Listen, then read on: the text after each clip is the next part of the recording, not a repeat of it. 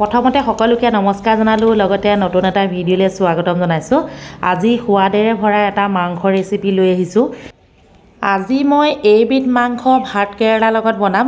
প্ৰথমতে ভাত কেৰেলাকেইটা আপোনালোকে দেখিলে 1 কিলো আছে, চাফ চিকুণকৈ সুন্দৰকৈ কাটি ল'লোঁ। এতিয়া মই বনাবলৈ আৰম্ভ কৰিছোঁ। আপোনালোকে চাওক, সদ্যহতে ভাত কেৰেলা বইল কৰি বা ভাজি খাই বেছি ভাল লাগে নহয়নে? আজি মই কি মাংসৰ লগত বনাবলৈ লৈছোঁ আপোনালোকে চাওক। যদি পদ্ধতিটো আপোনালোকৰ পচন্দ হয় প্লিজ লাইক কমেণ্ট কৰিবলৈ নাপাহৰিব। এয়া মাংস নিমখ হালধি আৰু বিভিন্ন ধৰণৰ মছলা এচামুচকৈ দি ধুনীয়াকৈ মেৰিনেট কৰি ৰাখিছোঁ। লগতে সকলোখিনি গোটাই লৈছোঁ। অকণমান আপোনালোকক দেখুৱাইছোঁ। ভাত কেৰেলা, পিঁয়াজ, আদা, নহৰু সকলোখিনি মই গোটাই লৈছোঁ। এতিয়া মই প্ৰথমতে পিঁয়াজখিনি অকণমান ৰঙচুৱা কৰি ল'ম। ষ্টেপ বাই ষ্টেপ আপোনালোকক দেখুৱাই যাম, আপোনালোকে চাওক। যদি সম্ভৱ হয় এবাৰ আপোনালোকেও বনাই খাই চাব। ভাত কেৰেলা আমাৰ শৰীৰৰ বাবে বহুতেই উপকাৰী পাচলি নহয়নে? কোনে কোনে খাই ভাল পায় জনাবলৈ নাপাহৰিব। আৰু লগতে কোনোবাই যদি নতুনকৈ মোৰ ভিডিঅ'টো চাই আছে প্লিজ লাইক কমেণ্ট কৰিব। লগতে যদি ভিডিঅ'টো চাই ভাল পাইছে চেনেলটি ছাবস্ক্ৰাইব কৰিব বুলি আশা ৰাখিছোঁ।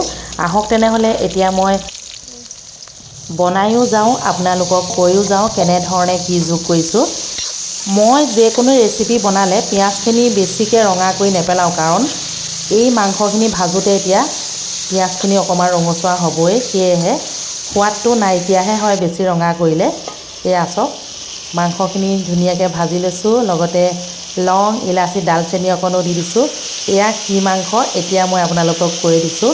ৰাজহাঁহৰ মাংস।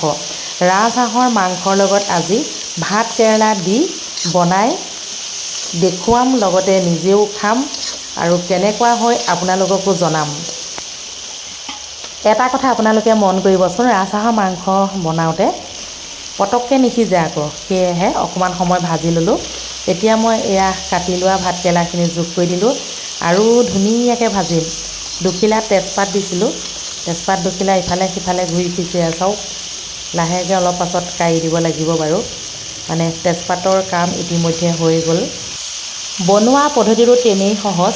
প্ৰথমতে মাংসখিনি ভাজি লৈ অলপ ভজাৰ পাছতে যোগ কৰি দিলোঁ ভাত কেৰেলা। ভাত কেৰেলা বহুত ভাল ভাল গুণ আছে। যেতিয়া মোৰ কেঞ্চাৰ হৈছিলে 2016 চনত, তেতিয়া ভাত কেৰেলা বইল কৰিও ভাত খাবলৈ দিছিলে মোক, কাৰণ ভাত কেৰেলা কেঞ্চাৰৰ প্ৰতিষেধক বুলি কোৱা হয় আৰু লগতে হয়তো বহুতে জানেও। সেয়েহে ভাত কেৰেলা আমাৰ দেহৰ বাবে বহুতেই উপকাৰী। আৰু লগতে এতিয়া চাওক, অকণমান ভাজি লোৱাৰ পাছত এতিয়া মই অলপ গৰম পানী মিশ্ৰণ কৰিম। গৰম পানী মানে মাংসখিনি যিটো গামলাত মই মেৰিনেট কৰিছিলোঁ তাতে 2 গিলাচ গৰম পানী দি ল'লোঁ। এয়া এতিয়া যোগ কৰি দিলোঁ। এনেকুৱাতে আৰু কেইটামান বস্তু যোগ কৰিব লাগিব। কি কি যোগ কৰিম সেয়াও আপোনালোকক দেখুৱাই আছোঁ।